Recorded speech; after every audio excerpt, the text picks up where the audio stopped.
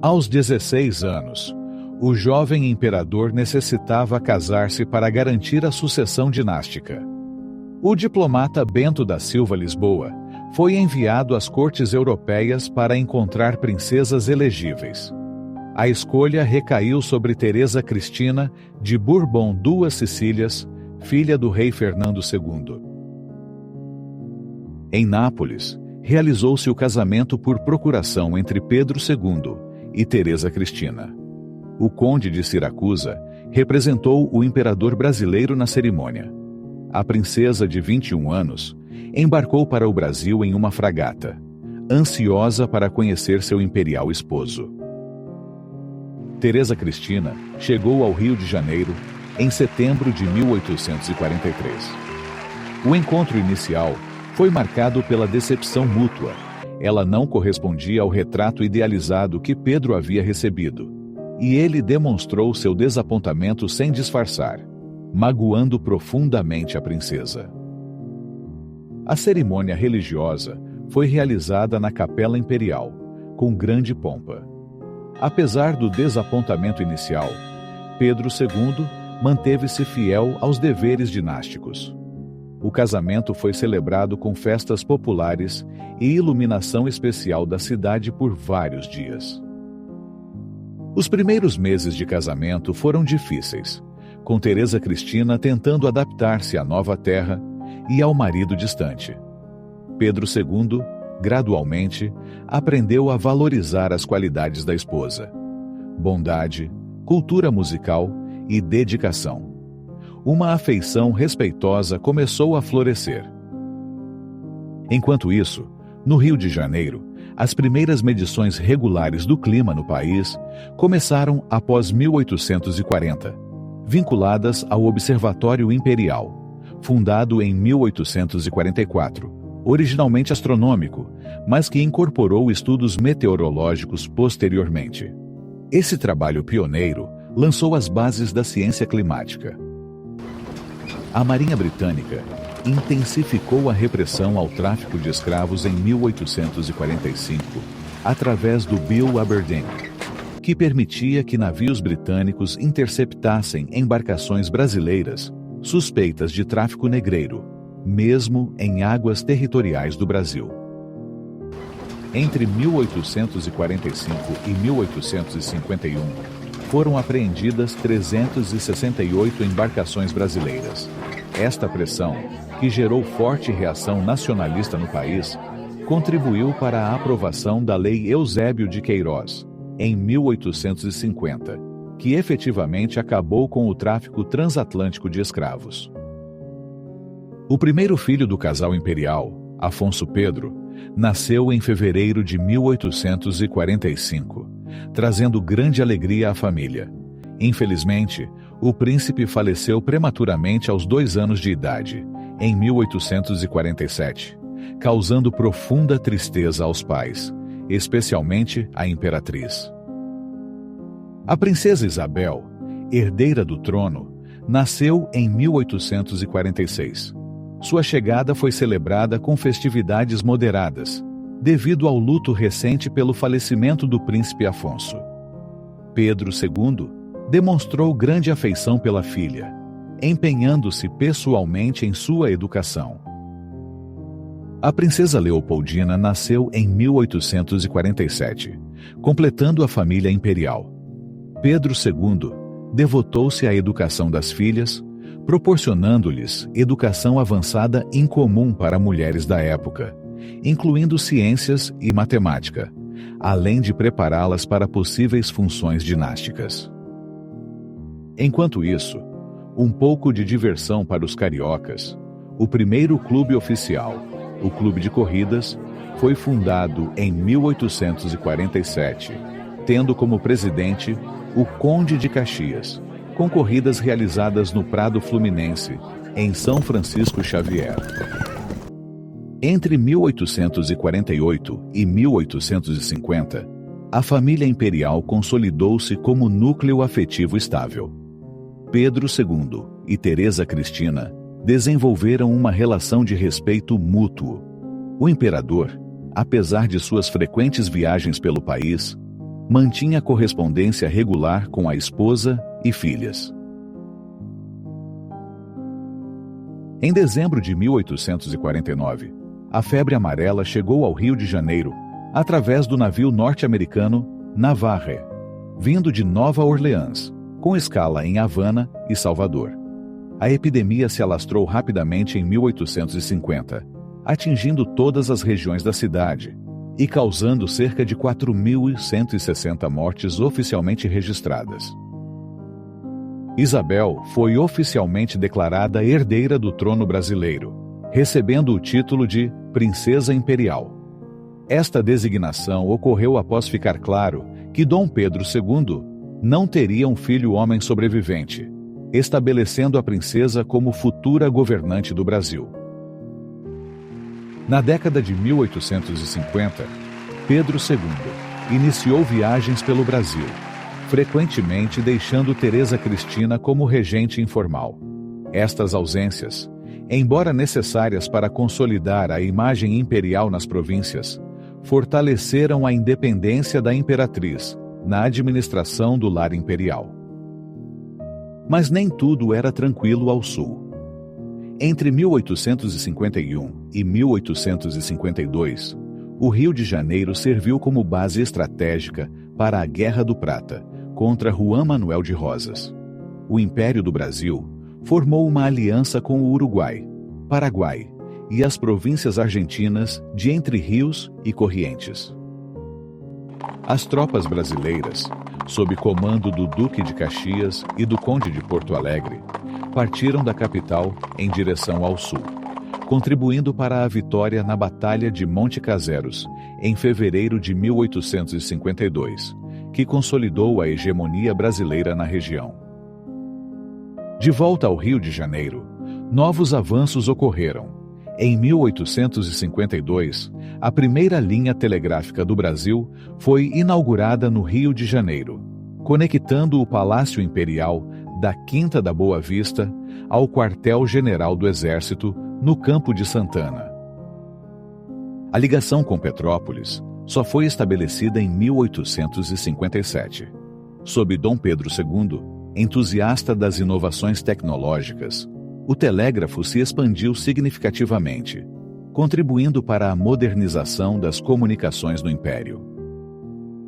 O Teatro Lírico Fluminense foi inaugurado no Rio de Janeiro em 25 de março de 1852, construído em caráter de urgência após o incêndio do Teatro São Pedro de Alcântara. Inicialmente chamado de Teatro Provisório, recebeu o nome definitivo em 1854. A primeira ferrovia do Brasil foi inaugurada em 30 de abril de 1854, ligando o porto de Mauá a Fragoso, no Rio de Janeiro. Construída por Irineu Evangelista de Souza, barão de Mauá, e supervisionada por engenheiros ingleses como William Bragg e Robert Milligan. Também, a primeira linha regular de bondes no Rio de Janeiro foi inaugurada em 30 de janeiro de 1859, ligando o Largo do Rocio, atual Praça Tiradentes, a Tijuca. Inicialmente puxados por cavalos, os bondes revolucionaram o transporte urbano, com capacidade para 16 passageiros. Carlos Gomes compôs a modinha Quem Sabe, no Rio de Janeiro, em 1859, com versos de Bittencourt Sampaio. Esta obra se destacou no cenário musical brasileiro, contribuindo para a popularização da música brasileira e consolidando a capital como um importante polo de criação artística durante o período romântico. Com apenas 13 anos, Isabel começou a participar de cerimônias oficiais, recepções diplomáticas e abertura de sessões legislativas. Demonstrava timidez nessas ocasiões, mas gradualmente assumia seu papel como representante da monarquia brasileira e futura governante. A corte brasileira iniciou busca por um marido adequado para Isabel. O objetivo era encontrar um príncipe europeu que aceitasse viver no Brasil e não interferisse nos assuntos políticos. Várias casas reais europeias foram consultadas durante este período. O histórico passeio público do Rio de Janeiro foi completamente reformado em 1861, sob supervisão do paisagista francês Auguste Glasieux. Transformado em um elegante jardim romântico com lagos, pontes e vegetação exótica, tornou-se o principal espaço de socialização da elite carioca, refletindo a influência europeia na modernização da capital. Dom Pedro II promulgou a primeira Lei de Proteção Florestal em 1861, impactando o Rio de Janeiro, protegendo os recursos naturais, refletiu uma visão pioneira de sustentabilidade na capital imperial.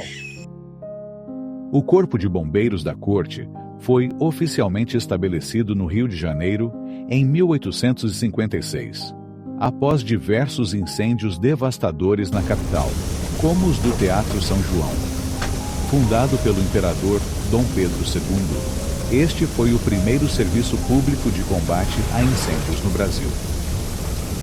Em viagem à Europa, Isabel conheceu o Conde d'Eu, Gastão de Orleans, príncipe francês da Casa de Orleans. Apesar de sua surdez parcial, Gastão impressionou Isabel por sua inteligência e postura.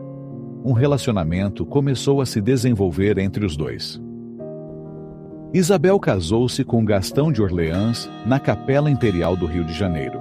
A cerimônia foi solene, seguida por festividades públicas. O jovem casal estabeleceu residência no Palácio Isabel, em Laranjeiras, iniciando vida conjugal marcada por respeito mútuo e afinidades intelectuais. Enquanto isso, tensões continuaram ao sul.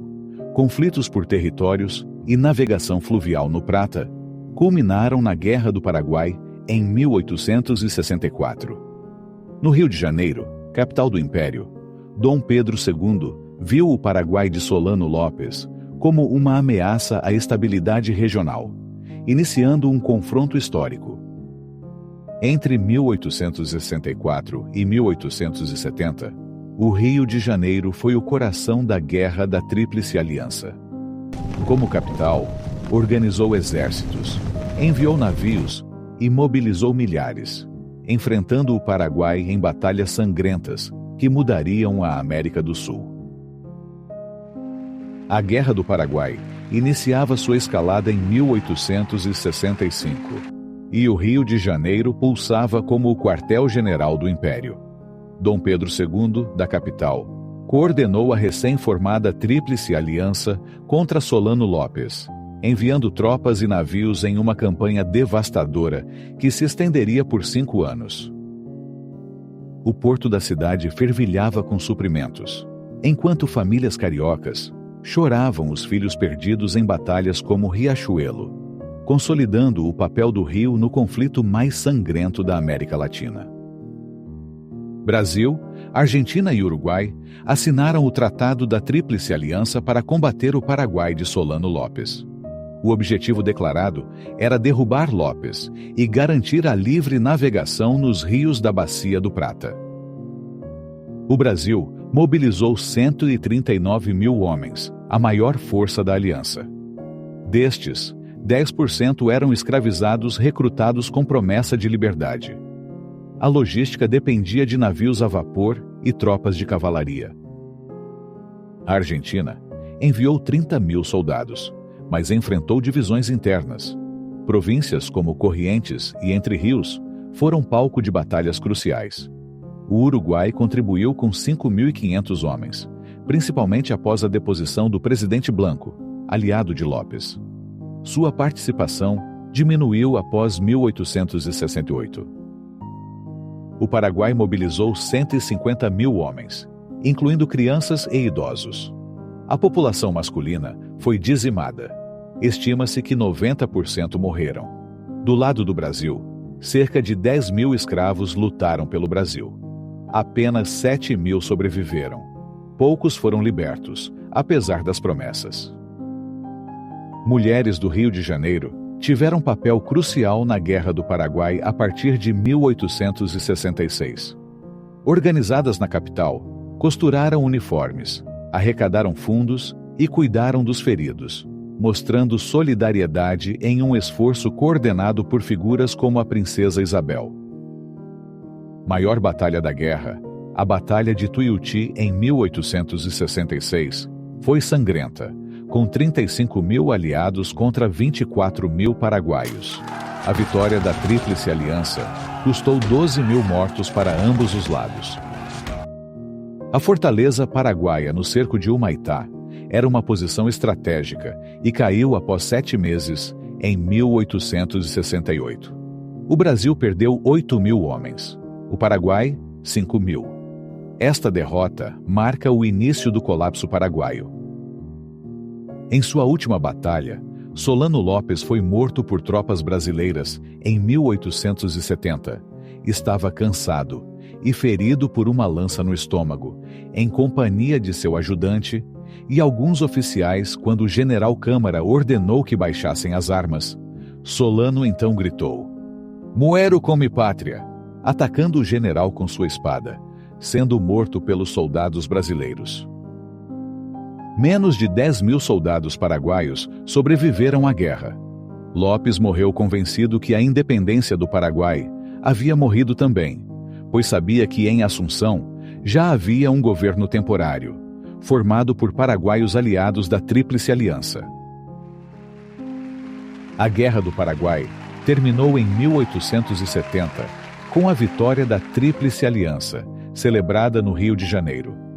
Solano Lopes foi derrotado, mas o custo foi alto: milhares de mortos e uma economia nacional severamente endividada, apesar da relativa prosperidade mantida na capital do Império. O Brasil perdeu 50 mil militares e milhares de civis, devido a doenças e fome. A Argentina perdeu 18 mil militares, e o Uruguai, 3 mil. No Paraguai, estimativas variam uma perda entre 60% e 70% da sua população pereceu na guerra, incluindo civis. O país perdeu também cerca de 40% de seu território. Após o fim da Guerra do Paraguai em 1870, o Rio de Janeiro enfrentou as consequências. A capital viu seu tesouro esgotado, veteranos mutilados pelas ruas e um exército fortalecido, que anos depois apoiaria a queda da monarquia. O Paraguai foi obrigado a pagar indenizações, mas as dívidas foram perdoadas em 1943. O país só recuperou a soberania plena em 1935, mas perdeu 140 mil quilômetros quadrados do seu território. Durante sua primeira regência, Isabel sancionou a Lei do Ventre Livre em setembro de 1871, declarando livres os filhos de escravos nascidos a partir daquela data. Este ato revelou seu posicionamento abolicionista e marcou seu primeiro grande impacto na história brasileira. Marinheiros britânicos jogaram os primeiros jogos informais de futebol no Rio de Janeiro em 1874, despertando curiosidade local. 2 décadas depois, em 1894, Charles Miller introduziu formalmente o esporte em São Paulo, iniciando a paixão nacional que floresceria em clubes por todo o país, incluindo a capital. Isabel enfrentou dificuldades para gerar herdeiros, sofrendo 2 abortos espontâneos. Em 1874, nasceu seu primeiro filho, Pedro de Alcântara. Seguiram-se Luís, em 1875, e Antônio, em 1881. Cada gravidez foi difícil, evidenciando sua fragilidade física, mas também sua determinação. Durante a segunda viagem de Dom Pedro II à Europa e Estados Unidos, Isabel novamente assumiu a regência entre 1876 e 1877. Enfrentou tensões políticas crescentes, especialmente com setores militares e republicanos. Sua devoção religiosa intensificou-se neste período, influenciando suas decisões políticas. O telefone chegou ao Rio de Janeiro em 1877, com a primeira linha instalada entre o Palácio Imperial e o quartel do Campo de Santana. Esta inovação tecnológica revolucionou as comunicações na capital, em mais um passo rumo à modernização urbana. Em 1879, o Rio de Janeiro inaugurou suas primeiras lâmpadas elétricas públicas, iluminando a estação central da Estrada de Ferro Dom Pedro II. Este avanço tecnológico, que logo se expandiria para outras áreas da cidade, revolucionou a vida noturna da capital. A princesa Isabel estreitou laços com líderes abolicionistas, como José do Patrocínio e André Rebouças, entre 1880 e 1887. Embora discretamente, frequentava reuniões onde se discutia o fim da escravidão, demonstrando crescente convicção abolicionista, apesar da oposição de muitos fazendeiros. O movimento abolicionista ganhou força no Rio de Janeiro em 1883, com a formação da Confederação Abolicionista, que apoiava escravizados fugitivos. Intelectuais, como José do Patrocínio e André Rebouças, lideraram manifestações na capital, publicando jornais e organizando sociedades abolicionistas. No dia 9 de outubro de 1884, a inauguração do trem do Corcovado foi um evento marcante. A estação de partida, localizada no bairro do Cosme Velho, estava repleta de curiosos e entusiastas. O trem, movido a vapor, era uma verdadeira obra-prima da engenharia da época.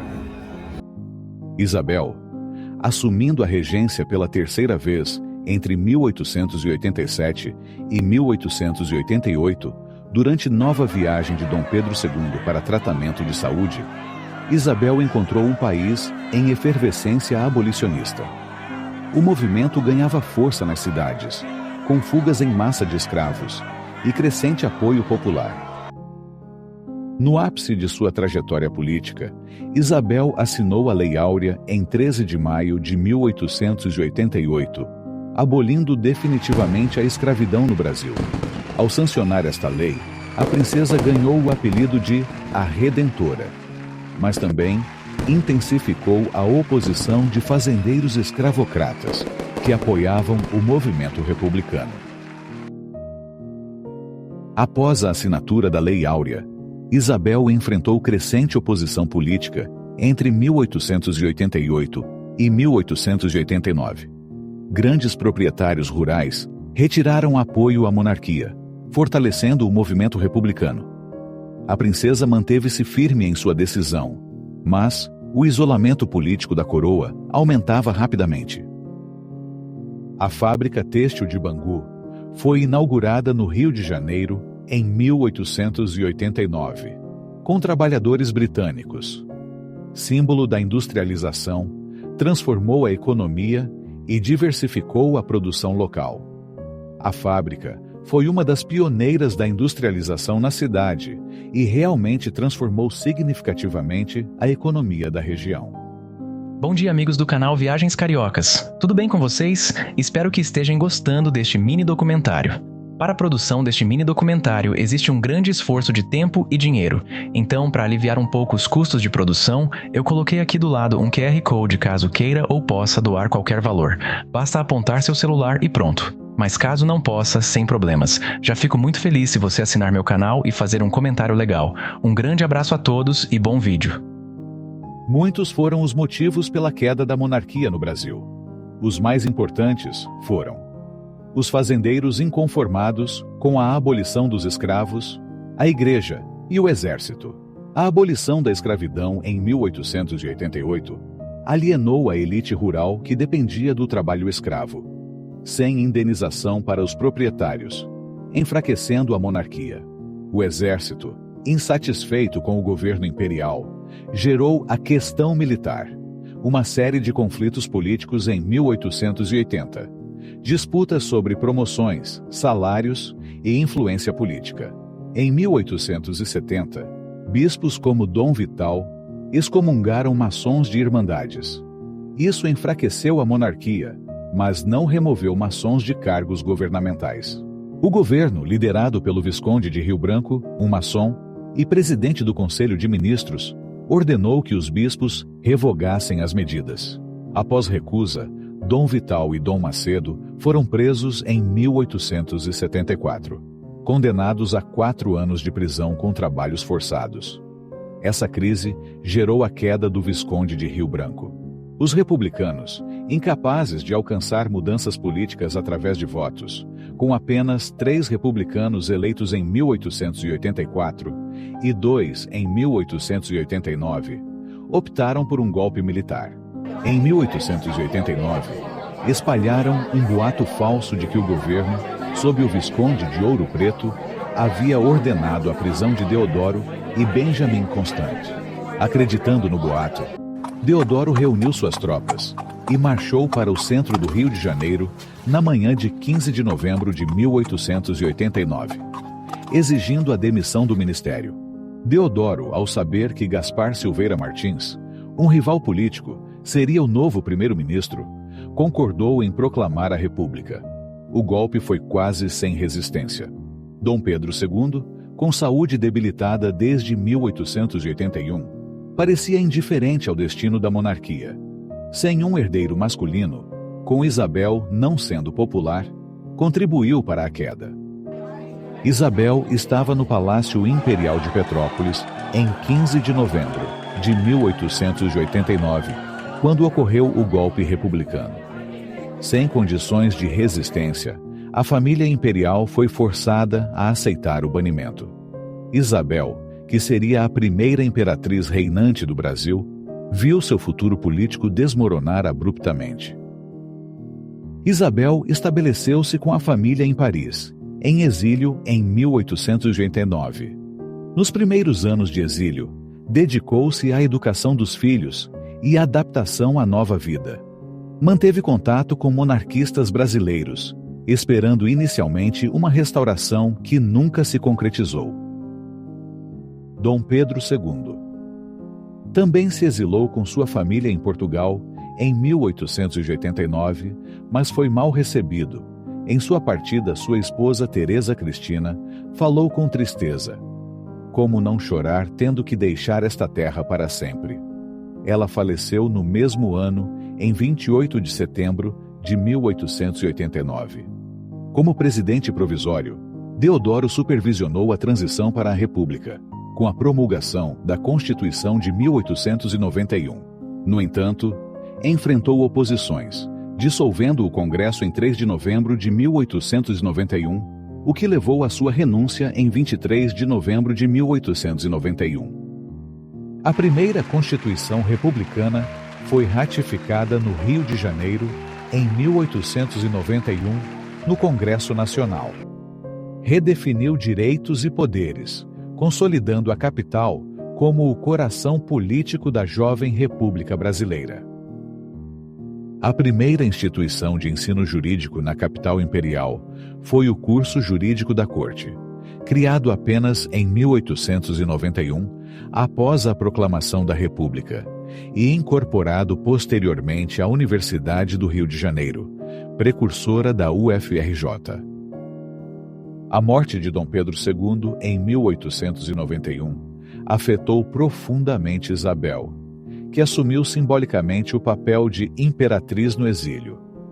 Nos anos seguintes, viveu discretamente, dedicando-se à caridade e mantendo contato com brasileiros exilados e simpatizantes da monarquia. Chuvas intensas em 1892 causaram uma inundação devastadora no Rio de Janeiro, destruindo ruas e casas. O desastre revelou fragilidades urbanas, desafiando o governo republicano a modernizar a infraestrutura da capital. No sertão da Bahia, em 1893, a miséria, as secas e o abandono do poder público empurraram milhares de sertanejos a buscar esperança. Antônio Conselheiro, um pregador carismático, fundou o Arraial de Canudos, prometendo salvação divina e uma vida melhor. Após anos peregrinando, Conselheiro fixou-se numa fazenda abandonada às margens do rio Vaza Barris. Em 1893, ele e seus seguidores batizaram o local como Belo Monte, transformando-o num refúgio para os pobres, fugindo da opressão dos latifundiários. Cerca de 25 mil pessoas, entre sertanejos, ex-escravos, jagunços e famílias famintas, juntaram-se ao arraial. Eram homens e mulheres simples, movidos pela fé em Conselheiro e pelo sonho de escapar da fome e da exclusão social que assolavam o Nordeste. Canudos era uma comunidade igualitária.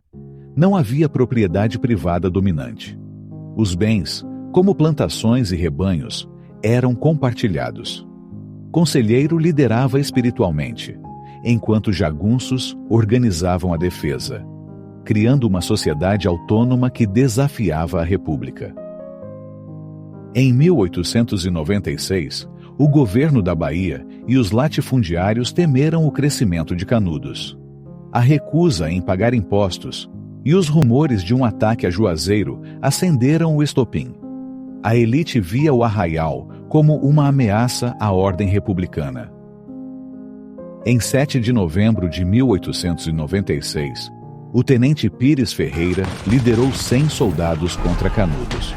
Surpreendidos por uma emboscada dos conselheiristas na Caatinga, os militares recuaram, deixando armas que fortaleceram os defensores do arraial. Furioso com a derrota, o governo enviou o major Febrônio de Brito com 600 homens e canhões em janeiro de 1897. Os sertanejos, usando táticas de guerrilha, repeliram novamente as tropas, humilhando o exército e alarmando a República. A resistência de Canudos atraiu mais seguidores e enfureceu as elites. Latifundiários e a igreja, perdendo fiéis, pressionaram o presidente Prudente de Moraes. Rumores de monarquismo no arraial justificaram uma resposta militar ainda mais agressiva. Em março de 1897, o coronel Moreira César, conhecido como Corta-Cabeças, comandou 1.300 soldados. Confiante, atacou Canudos, mas caiu numa emboscada mortal. Ele morreu e suas tropas fugiram, chocando o país inteiro. O governo federal assumiu o comando. Em junho, o general Arthur Oscar liderou a 4ª expedição com mais de 5.000 homens e armas pesadas. Canudos foi cercada, iniciando um bombardeio implacável que visava esmagar a resistência sertaneja. Os conselheiristas lutaram com bravura, usando túneis e emboscadas na Caatinga. Apesar da fome e das perdas, resistiram por meses. Antônio Conselheiro, já doente, inspirava seus seguidores a lutar até o fim pela Terra Prometida. Em 22 de setembro de 1897, Antônio Conselheiro morreu, provavelmente de disenteria, enfraquecendo o moral do arraial. Mesmo assim, os sobreviventes continuaram a luta. Em 5 de outubro de 1897, após intensos bombardeios com dinamite e canhões, o exército invadiu Canudos. O exército incendiou o arraial, matando quase todos os 25.000 habitantes. Prisioneiros, incluindo mulheres e crianças, foram degolados na Gravata Vermelha. A cabeça de Conselheiro foi cortada e exibida como troféu, num ato de crueldade extrema. A Guerra dos Canudos deixou um legado de tragédia. Milhares mortos, o sertão devastado e a pobreza agravada. Envolvidos, incluíram os conselheiristas, o exército, latifundiários e o governo de Prudente de Moraes, que ordenou a repressão. Foi um marco de resistência e repressão brutal. O escritor Machado de Assis liderou a fundação da Academia Brasileira de Letras no Rio de Janeiro em 1897. Reunindo a intelectualidade do país na capital, a instituição consolidou o português brasileiro e estabeleceu um panteão literário nacional. Em 1900, o Rio de Janeiro enfrentou uma epidemia de peste bubônica que ameaçava dizimar sua população. As autoridades sanitárias iniciaram campanhas de combate aos ratos e isolamento de doentes, salvando inúmeras vidas. Este episódio foi precursor das grandes reformas sanitárias que transformariam a capital federal no início do século XX. A resposta do governo incluiu campanhas de vacinação e a erradicação de ratos, que eram os principais transmissores da doença. No final do século XIX, o Rio de Janeiro ainda respirava os últimos ares do Império e início de uma república.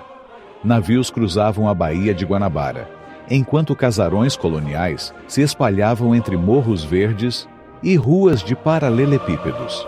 Era uma cidade entre o passado e o futuro, onde a natureza exuberante encontrava o brilho decadente da monarquia e a esperança de um futuro diferente.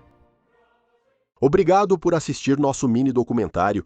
Em breve teremos outras novidades e histórias do Brasil e do mundo. Foi uma grande aventura histórica. Em 1900, a cidade do Rio de Janeiro contava com uma população de aproximadamente 811.443 habitantes, conforme registrado pelo Censo Demográfico daquele ano.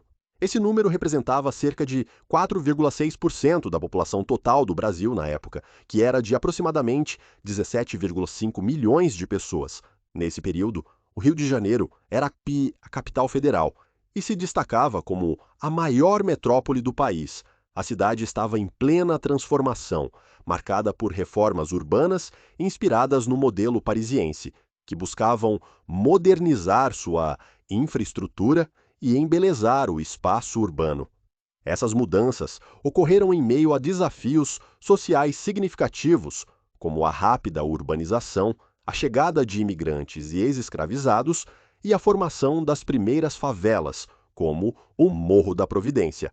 Novamente, obrigado pela força. Em alguns dias, mais novidades para vocês.